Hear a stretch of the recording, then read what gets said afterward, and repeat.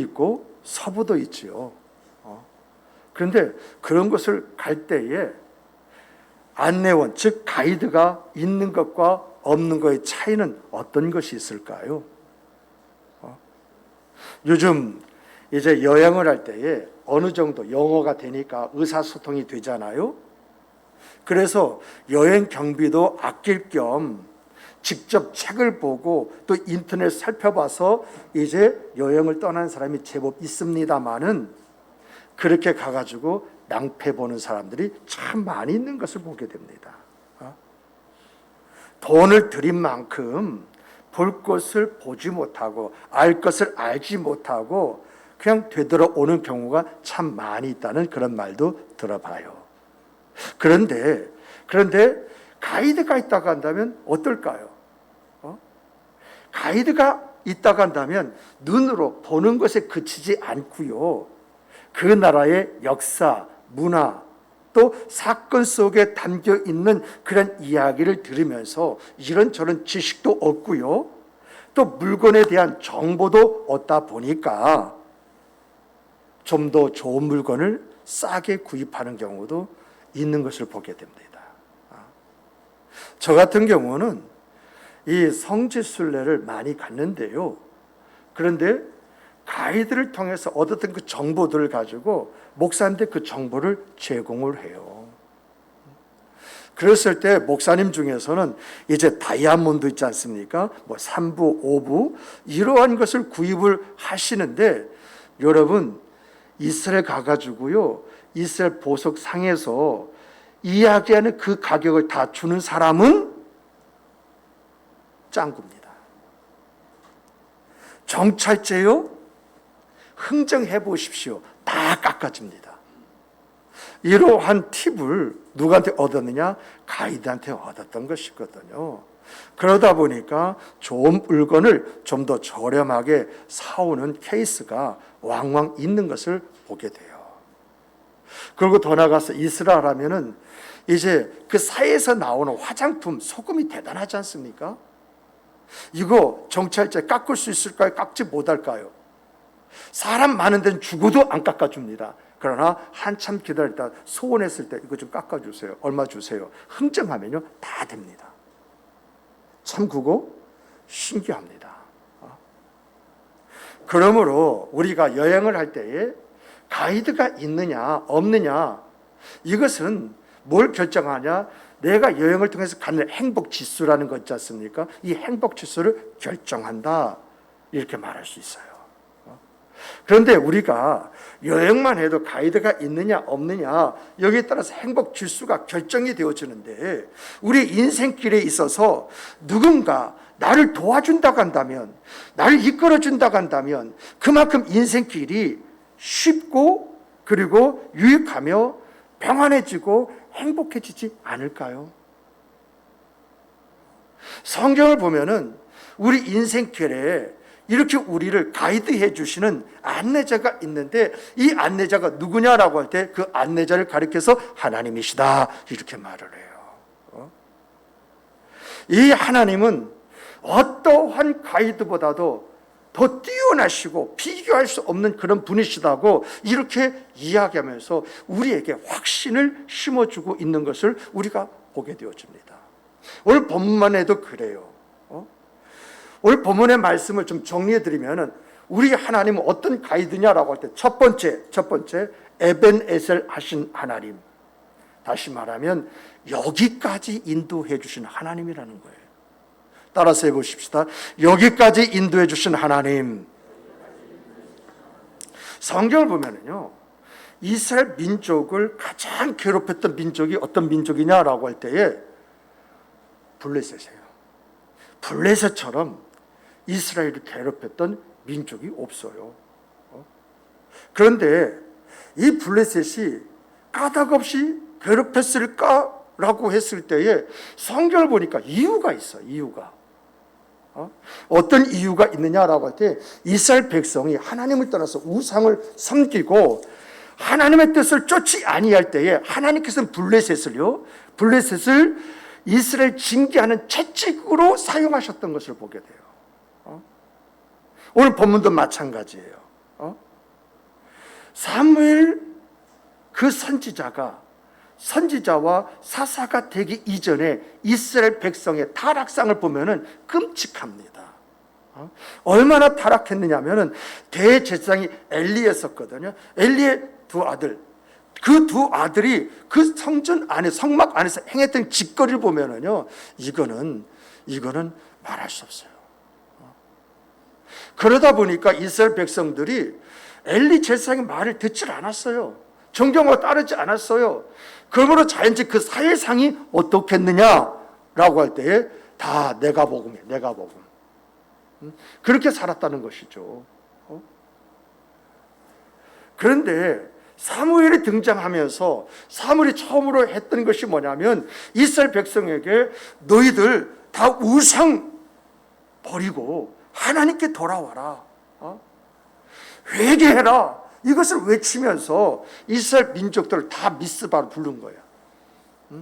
우리가 우상을 섬긴 거 하나님 앞에 회개하자, 우리의 죄를 자복하고 하나님의 은혜를 구하자. 그래서 오늘의 현실의 상황 속에서 우리가 벗어나자, 하나님의 은혜와 능력을 체험하자 하고 이 미스바를 부른 거예요. 그런데 이 소식을 블레셋 첩자에게 노출이 되어 가지고 블레셋에 이게 전달이 되어진 거예요. 이 이스라엘 백성들은 이 사실을 모르고 말입니다, 다 가벼운 옷차림으로 이 미스바에 다 모인 거예요. 어느 누구도 블레셋이 쳐들어올 것이다, 이걸 생각해 본 사람이 없어요. 근데 이것을 블레셋 사람의 입장에서 보게 되어지면, 여러분, 이런 호기가 어디 있어요? 이런 기회를 놓치면 바보지요. 아주 손쉽게 이스라엘 점령해서 자기 손아귀에 집어넣을 수 있는데 가만히 있겠어요? 그래서 대군을 몰고 이 이스라엘 침략을 해서 미스바에 오는 거예요. 그러므로 이스라엘 입장에서 보게 되어지면 그냥 당할 수밖에 없는 거예요. 무방비 그 상태로서 그들의 먹이가 될 수밖에 없는 거예요. 그러다 보니까 야, 이제 죽었다, 방법이 없다, 이런 생각이 그들 안에 가득했을 것입니다. 그런데 여러분, 이스라엘 백성들이 왜 미스바에 모였나요? 미스바에 모인 이유는 사무엘이 이스라엘 백성들에게 너희들이 구원을 얻고 싶다고 한다면 우상을 버려라, 진심으로 하나님께 돌아가야 된다, 그러면 하나님이 너희들을 구원해 주실 것이다, 이렇게 외쳤거든요.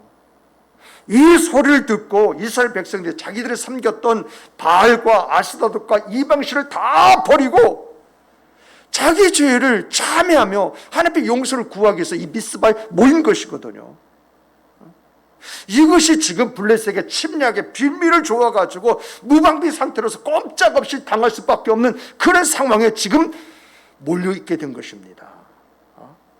사람이요, 이런 상황에 몰리게 되어지면 어떤 모습을 갖나요? 사무엘에게 모든 화살이 다 쏟아지잖아요. 당신 때문에 다 죽게 되었다 말이야. 이거 어떻게 할 것이냐, 이렇게 맹폭하지 않겠습니까? 제가 여러분들에게 시키는 대로 여러분들이 했다가 낭패를 본다고 한다면 여러분들은 누구 탓을 하겠습니까? 지금 그런 경우와 똑같은 일이 벌어졌다는 거예요. 이스라엘 민족이요, 모세 지도와의 10가지 재앙을 통해서 출애굽을 했습니다마는 홍해바다 앞에 있을 때 당신 때문에 우리가 여기서 다 죽게 되었느라고 그냥 비난을 쏟아 붓잖아요. 근데 여러분, 미스바가 무슨 뜻인가요? 미스바라는 뜻은요, 다 따라서 해보시면 망대. 따라서 해보시면 망대가 뭐 하는 것이죠? 망대가요, 주위를 살피고 관찰하면서 이제 사람들이 뭘 하는지, 불이 났다면 어디서 불이 났든지, 누가 쳐들어오면 어디로 쳐들어오는지 이것을 한눈에 볼 수 있는 곳이잖아요. 지금 누가 이 이스라엘 쳐들어왔나요? 블레셋 사람들이, 이스라엘 사람들이 미스바에 모였다는 이 소식을 알고 지금 이 미스바로 쳐들어온 거예요. 이것을 지금 보고 있는 거예요. 이것을 지금 보고 있다. 그러다 보니까 자연스럽게 두려움에 빠질 수밖에 없죠. 무방비 상태이니까 블레셋 앞에서 꼼짝없이 당할 수밖에 없잖아요. 이럴 때 살 수 있는 방법은 아마 잽싸게 걸음아 날 살려라 하고서나 36개 하는 것이거나 항복해가지고 블레셋의 종이 되거나 블레셋에게 많은 그런 조공을 주고 그리고 지배 국가, 피지배 국가가 될 수밖에 없어요. 지금 이스라엘 백성이 이런 상황에 놓인 것을 자기들이 보고 있다는 거예요, 지금. 그래서 미스바가 뭐죠? 망대, 보는 곳이라는 겁니다. 자기 현실을 지금 보고 있다는 거예요. 자기의 상황을 보고 있다는 거예요. 자기의 처지를 지금 보고 있다는 거예요. 그 현장 속에 지금 내가 있다는 거예요. 현장 속에. 그런데 특이한 것이 뭐냐? 이런 상황을 만났음에도 불구하고 이스라엘 백성이 사무엘에게 어떻게 할 거냐? 어떻게 할 거냐? 당신 말만 듣지 않았어도 이런 말을 하는 것이 아니라 당신은 우리를 위하여 우리 하나님 여호와께 쉬지 않고 부르짖어 우리를 블레셋 사람의 손에서 구원하게 하소서. 당신은 우리를 위하여 우리 하나님께 쉬지 말고 부르짖어. 여러분도 여러분의 인생의 위기가 있을 때에 기도를 부탁하시는 주의 종들이 있기를 주님의 이름으로 축복합니다. 정말 그런 거 많이 경험했습니다. 제가 생각을 해도 길이 없어요. 답이 없어요. 마치 보지 않고 맹지를 덜렁 사가지고 이거 어떡하냐 이런 상황에 놓인 사람들 참 많이 봤습니다. 그러다 보니까 3일, 5일 얼마나 기도했는지. 근데 여러분 맹지에 도로 계획이 딱 생기니까 그 끝나버리더라고요. 참 그래서 기도밖에는 없다라고 하는 그러한 이야기를 서로 주고받은 적이 있습니다만은 정말 우리 인생사 그저 순탄하면 얼마나 좋습니까? 그 인생사 그 굴곡이 있잖아요. 좋을 때가 있으면 나쁠 때가 있고. 근데 나쁠 때는 어떻습니까? 정말 죽을 것 같잖아요. 그랬을 때에 여러분을 위해서 진정으로 기도해 주는 사람이 여러분의 옆에 있기를 다시 한번 주님의 이름으로 축복합니다. 이것처럼 귀하고 이것처럼 놀라운 하나님의 역사를 일으키는 길이 없습니다. 이렇게 이스라엘 백성들은 사무엘에게 기도를 부탁하고 또 사무엘이 인도하는 대로 그들도 따라서 함께 기도합니다. 아마 목숨이 걸린 그런 상황이었기 때문에 이들이 기도하는 기도는 대단히 뜨거웠을 것 같습니다. 히스기야 왕이 기도한 것처럼 말입니다. 제비같이 핫같이 지저귀며 비둘기가 슬피 우는 것처럼 비둘기가 구구구구구 하고 우는 것처럼 그렇게 기도했을 것입니다. 이런 기도에 대해서 하나님이 어떻게 응답하셨나요? 여러분, 전쟁은 하나님께 속한 것이라고 그랬습니다. 아무리 최첨단 무기를 가지고 있다 할지라도요, 여러분 그 최첨단 무기가 승리할 수 있는 원인이 아닙니다. 왜 최첨단 무기라고 하느냐면 그 당시에 블레셋은 철기 문화이던 반면에 이제 이스라엘 석기 문화예요. 한참 후에 사울과 그의 아들 요나단이 있지 않습니까? 이스라엘에서 진짜 칼로 새로 만든 칼을 가지고 있는 사람은 사울 왕과 요나단 둘밖에 없었다고 그래요. 근데 이미 블레셋은 철기 문화예요. 쇠를 가지고 칼을 만들고 창을 만들고 이스라엘 백성은 돌 가지고 이제 칼을 대신하고 그리고 창을 대신하는 그런 민족이에요. 그런데 아무리 최첨단 무기를 가지고 있다 할지라도 전쟁은 하나님께 속한 것인 줄 믿으시기 바랍니다. 아무리 군사력으로 훈련지 잘 되어 있고 여러 가지 무기로 다 갖춰져 있다 할지라도 여러분 군사력으로 전쟁을 이기는 것이 아니라 여러분 하나님께서 함께 하실 때에 이기게 되는 줄 믿으시기 바랍니다. 지금 이스라엘 백성에게는 이 믿음이 있는 거예요. 이 믿음이 있기 때문에 어떻게 할까라고 우왕좌왕하는 것이 아니라 한 가지 몫으로 사무엘에게 우리 하나님께 우리를 위해서 기도해 주십시오. 그러면 우리가 삽니다. 그 이야기입니다. 반면에 블레셋은 어떻습니까? 블레셋은 눈에 보이는 것, 경험으로 아는 것, 이것이 전부 다였습니다. 그들은 하나님을 몰랐어요. 땅 짚고 헤엄치긴 줄 알고 들어왔는데 지금 누가 싸우는 꼴이 됐습니까? 하나님과 싸우는 꼴이 됐어요. 그 블레셋 사람들은요, 자기들이 이스라엘과 싸우는 줄 알았는데 이스라엘과 싸우는 것이 아니라 이스라엘이 하나님과 자기가 싸운다고 하는 것, 그래서 그들이 패전해가지고 회복할 수 없을 때 이스라엘 하나님을 기억을 합니다. 하나님의 전술은요 너무도 간단했어요. 천지가 진동하는 뇌성이 울린다면 어떻겠습니까? 저도 몇 해 전에 보니까 한번 천둥이 울리는데 와, 울려 이게. 그러다 보니까 야, 주님께서 오실 때가 가까웠나 보다, 이 생각이 저절로 딱 들어오는데, 여러분 사람이 정신이 나갈 정도로 뇌성이 울렸다고 한다면 혼비백산하게 되었습니다. 이렇게 혼비백산했을 때에 이스라엘이 뭐죠? 그 뇌성을 보고 하나님이 우리와 함께 하시는구나, 하나님이 역사하시는구나, 우리가 일어서서 이제 블레셋을 치자 하고 이제 블레셋을 치기 시작했는데, 블레셋 사람들이 이스라엘 백성들과 싸워서 죽는 것이 아니라 지들끼리 칼싸움하고 지들끼리 창으로 찌르고 지들끼리 싸우면서 죽는 거예요. 이렇게 블레셋 사람, 그 군사들이 죽은 것, 그걸 보면서 그들이 가지고 있는 무기, 그 무기를 가지고 그들을 쳐서 그들을 쫓아내었다라고 하는 것이 바로 오늘 본문의 내용이지 않습니까?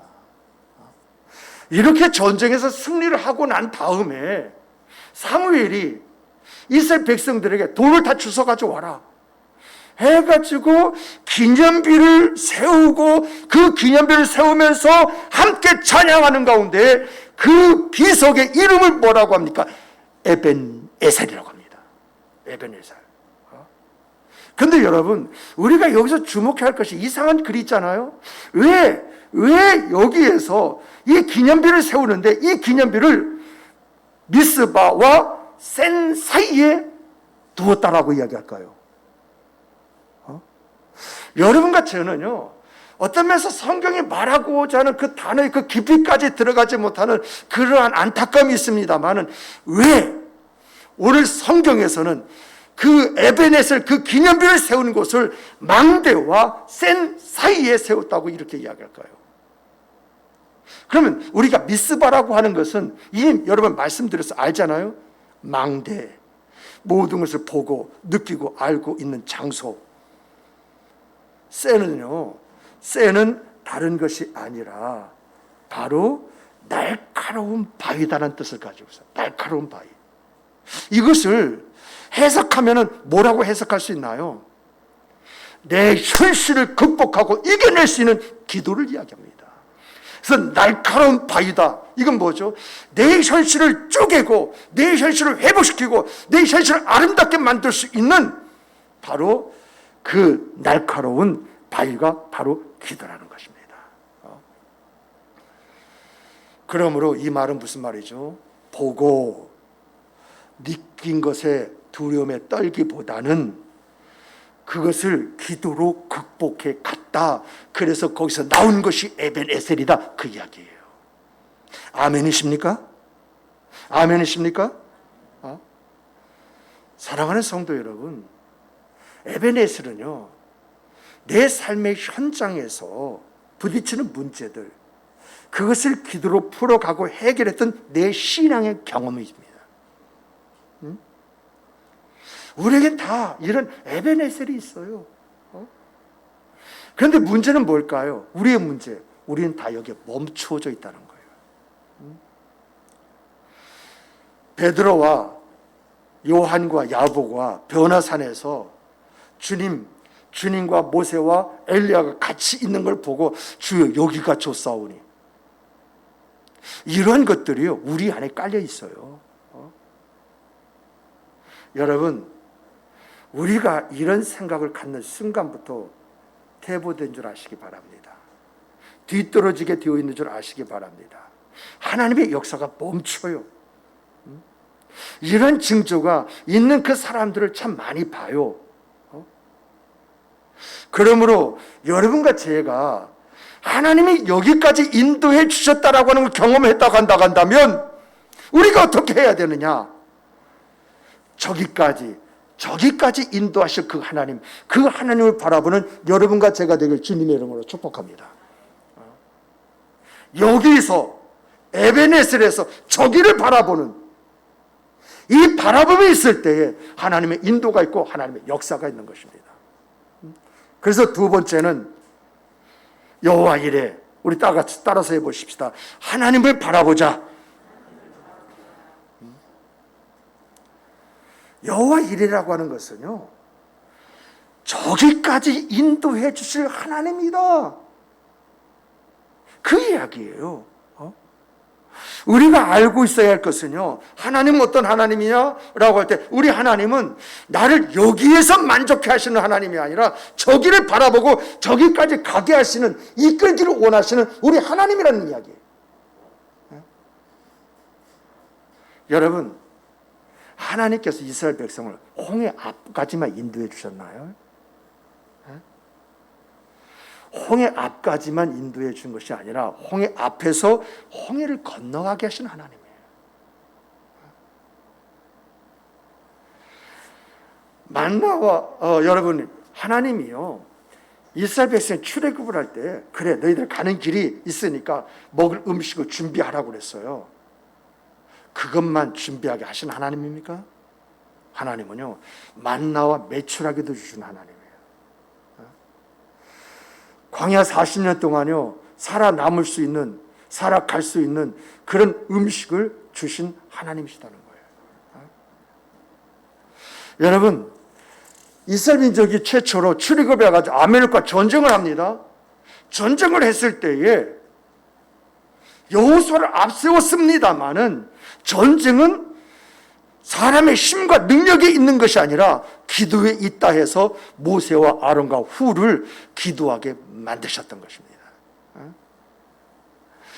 여러분, 이스라엘 민족이요 가는 곳곳만 물에 대한 염려가 있으니까 물이 있는 곳에 물을 잔뜩 준비했어요.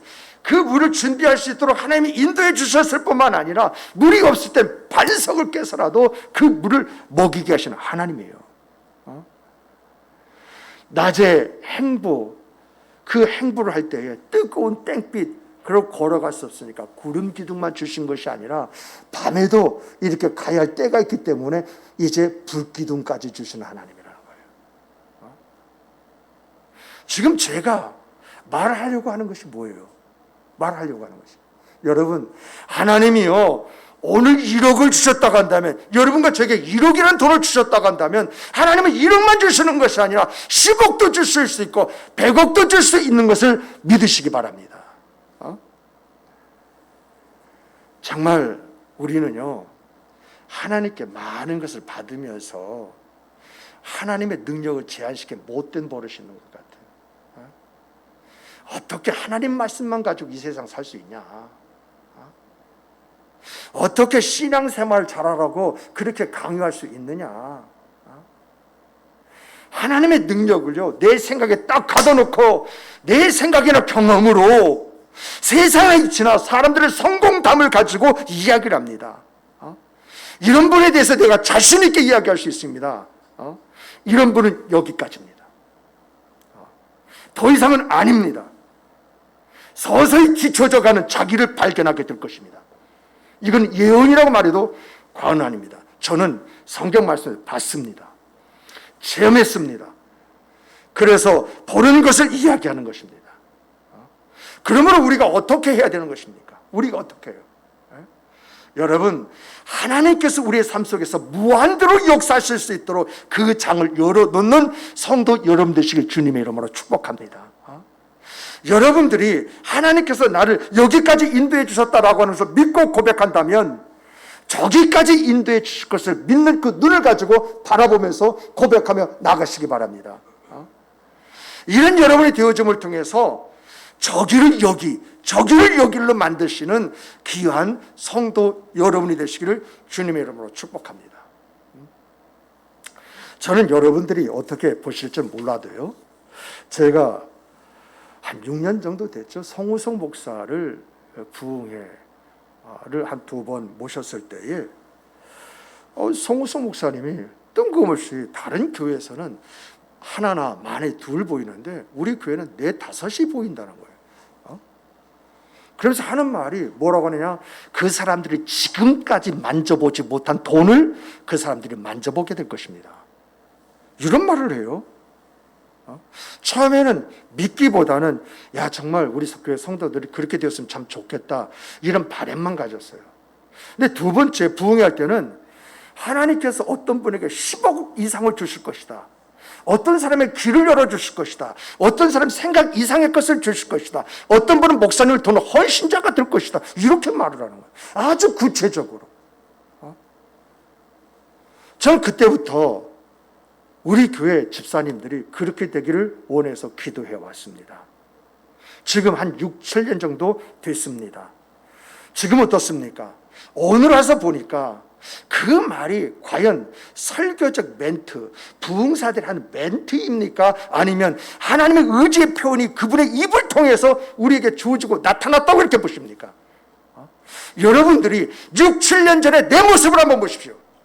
그때 어땠습니까? 그때 오늘을 봤습니까?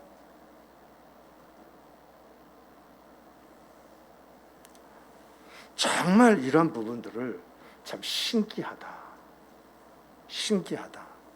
이렇게 생각을 해요. 근데 여러분, 이것은 에벤에셀입니다. 지나온 것입니다.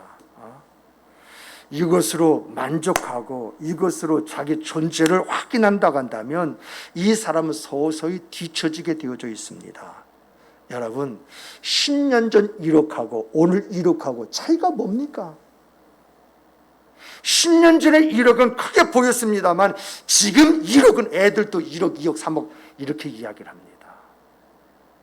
그만큼 가치와 의미가 없다는 그런 이야기고 옛날의 이야기라고 하는 그런 이야기가 아니겠습니까? 그러므로 오늘 우리가 이런 하나님의 역사가 멈추지 않기 위해서는 우리가 어떻게 해야 되는 것입니까? 정말 여기까지 우리가 어떻게 왔는지 생각을 하면서 지금까지 경험을 바탕으로 해서 여러분의 믿음을 말씀으로 채워나가시기를 주님의 이름으로 축복합니다. 여러분의 믿음을 말씀으로 채워야 돼. 이제는 말씀으로 채워나갈 때에 또한 그 안에서 또 다른 하나님의 역사가 펼쳐지는 거 아니겠습니까? 정말 아름다운 간증들이 여러분의 생애 그 삶에 나오는 아름다운 고백이 되기를 주님의 이름으로 다시 한번 축복합니다. 세 번째는 소망을 현실로 만드는 사람이 되어야 됩니다. 따라서 해보십시다. 소망을 현실로 만들자. 지금까지 우리의 생각, 그 삶을 살아보면은요, 이걸 뒤돌아보면은요, 작은 사건들이 꼬리를 물고 계속 일어났어요. 이런 사건이 일어날 때마다 언제까지나, 그리고 이런 사건에 부딪힐 때 죽을 것 같았어요. 안 그런가요? 그래서 남자분들은 이런 일을 많이 부딪히다 보니까 뭘 많이 보느냐라고 할 때 나는 자연인이다. 이걸 많이 본대요. 저도 가끔가다 그걸 보는데 야 어떻게 저렇게 살아갈 수 있을까? 그런데 좋대요. 본인들은 뭐가 좋은지 모르겠습니다만은 근데 중요한 것은요, 남자만 그럴까요? 여자도요 말을 않을 뿐이지 남자 못지 못한 그런 마음들, 그런 느낌들 다 가지고 있어요. 근데 여러분, 우리 한번 생각해 보십시다. 망할 것 같았다 할지라도 망했습니까? 죽을 것 같았더라 죽었습니까? 망할 것 같고 죽을 것 같았었는데 오늘 우리가 이 자리에 있는 배경이 뭡니까? 주의 은혜가 아닙니까? 주의 인도하심이 아닙니까? 주의 붙드심이 아닙니까? 주의 역사심이 아닙니까? 하나님의 보호와 지키심과 인도하심이 없다고 한다면 오늘 내가 존재할 수 있고 우리 가정이 이 지금 우리 안에서 있을 수 있느냐라고 하는 것입니다. 이런 은혜가 우리에게 있는데 이 은혜를 여기까지만 누리시렵니까? 정말 하나님이 우리가 받은 은혜만 누리기를 원하시고 계실까요? 어떤 분이요 이런 말을 한 소리를 들었어요. 자기가 전세를 살고 이제 현찰을 한 3억 정도를 가지고 있었대요. 그래서 이 3억을 가지고 어떻게 할까? 집을 살까? 했더니 그 돈이 그냥 묶이는 것 같아가지고 이 돈을 어떻게 활용할까? 하다가 1년이 지났대요.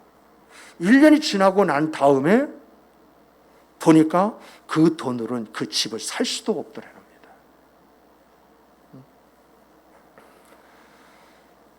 이와 마찬가지로요.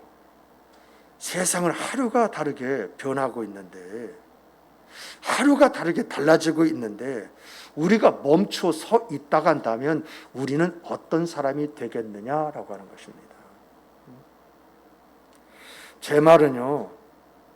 하나님이 우리가 멈춰진 그 상태에서 뒤처지는 것 이것을 원하시겠느냐라고 하는 것입니다. 여기까지 인도하신 하나님이 우리를 예비하신 곳까지 우리를 인도해 주시길 원하신다는 거예요. 저는 이런 것을 생각할 때마다 마음에 기대가 주어져요. 하나님께서 우리 교회 믿음의 사람들을 보내주신 그때가 있을 것이다.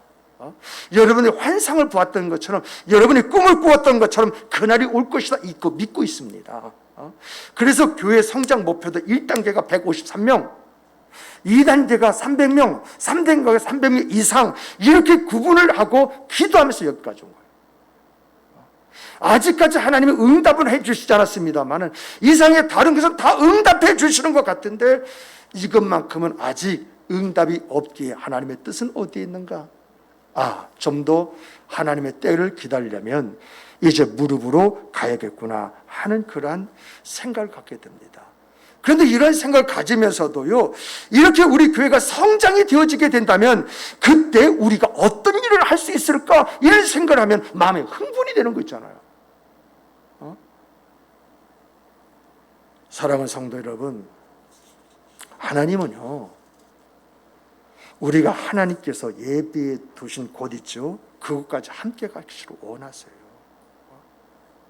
꿈꾸는 자가 오도다 이런 말을 들을지라도 여러분 꿈이 없는 사람보다도 꿈이 있는 사람이 더 행복해요. 다른 사람의 볏집단이 내 볏집단에게 절하고 있는 꿈, 해와 달과 별이 내 별에게 절을 하고 있는 꿈, 이런 꿈이 우리 안에 있어야 오늘 우리가 이 세상을 살아가도 희망을 가지고 살아가는 거예요. 현실적으로는 불가능하게 보인다 할지라도 내 하나님, 내 아버지가 전지전능하신 나의 하나님이요 나의 아버지라고 하는 것을 믿고 확신한다고 한다면 하나님께서 이 모든 것을 이루어 주시지 않겠습니까? 그래서 요셉이라는 사람을 두고 보여주시는 것이고 다니엘이라는 사람을 이제 두고 보여주시면서 하나님은 이제 요셉 때나 이제 다니엘 때나 살아계신 하나님이다. 뭘 보여주는 것입니까? 어제도 오늘도 내일도 동일하신 하나님이시다. 하나님의 마음 같다라고 하는 것입니다. 이런 것을 통해서 우리에게 강조하는 것이 뭐죠? 믿음을 가져라. 믿음을 가져라. 정말 여러분과 제가요 이런 꿈이 있다고 한다면요 정말 저기까지 가는 그런 이상이 있다고 한다면요 우리가 해야 할 것이 있습니다. 그것은 바로 센입니다. 센. 날카로운 바위 같은 기도가 우리 안에 있어야 한다는 것입니다. 그래서 오늘 우리들도 이제 우리의 저기가 오늘 여기가 되기 위해서, 여기가 에베네셀 되기 위해서 무엇을 어떻게 해야 할 것이냐라고 할 때 우리 교회는 올 한 해 기도를 참 많이 하려고 합니다. 매월 한 번씩 이제는 이제 목자 기도회, 또 안수 집사 부인 기도회, 이런 기도회, 그리고 더 나가서 특별 기도회, 이런 기도를 하려고 합니다. 목장에서 말입니다. 사람이 저기서 청소하기 힘들다? 힘들다고 말하기보다는 힘드니까 기도해야 되는 거 아니에요? 하나님, 우리가 2명밖에 일할 사람이 없어 힘들어요. 그러므로 하나님, 사람을 보내주시든지 힘들지 않게 해주시되 둘 중에 하나를 저에게 주셔야겠습니다. 그런데 하나님, 제 마음에 원하는 것은 우리가 힘들지 않도록 해주시는 것이 아니라 우리 목장이 부응해서 누구든지 함께 이 일을 같이 들고 감당하는 사람들이 더 있기를 원합니다. 이러한 이제 기도가 우리의 기도가 되어질 때 하나님께서 역사하시지 않겠어요? 안수 집사 부인의 기도도 마찬가지입니다. 여러분, 기독교 역사를 보면은요, 하나님 누굴 통해서 큰 일을 해오셨느냐라고 할 때 직분자를 통해서 그 일을 해오셨다. 이것이 기독교 역사 속에 나타나는 하나의 특징이자 현상이잖아요. 그러므로 하나님의 역사를 불러오기 위해서 우리가 무엇을 해야 할 것인가라고 할 때 안수 집사 부인 되신 분이 기도해야 됩니다. 여러분, 기도가 없으면요 모든 것은 공연불이 되어집니다. 오늘의 삶으로 만족해버리는 우리가 될 수밖에 없어요. 그러므로 안수 집사의 부인의 무릎은 하나님의 역사를 가져오는 무릎이다. 저는 이렇게 보고 있습니다. 그리고 더 나가서 우리 삶의 주변에 기도 제목이 얼마나 많이 있습니까? 사람으로 힘으로 하려고 한다면요 힘이 듭니다. 모든 것이 꼬이고 꼬여가지고 평안함을 가질 수가 없습니다. 그러나 하나님이 하시고 작정하시면 어떻습니까? 한 방에 해결되지 않습니까? 그러므로 하나님의 임재와 인도와 역사는 기도로 시작해서 기도로 끝난다라고 이렇게 이야기하는 것입니다. 저는 금년 한 해 우리가 기도로 시작하고 여기까지 인도하신 하나님께서 저것까지 반드시 인도해 주시라고 믿고 확신하고 있습니다. 정말 이런 믿음을 가지고 저기까지 인도하신 하나님을 바라보면서 그 축복의 현장 속에서 다 함께 발견되어지므로 저기가 여기가 되어지는 그 아름다운 역사가 있는 여러분과 제가 되기를 주님의 이름으로 축복합니다. 축복합니다. 축복합니다. 우리 함께 기도하시겠습니다.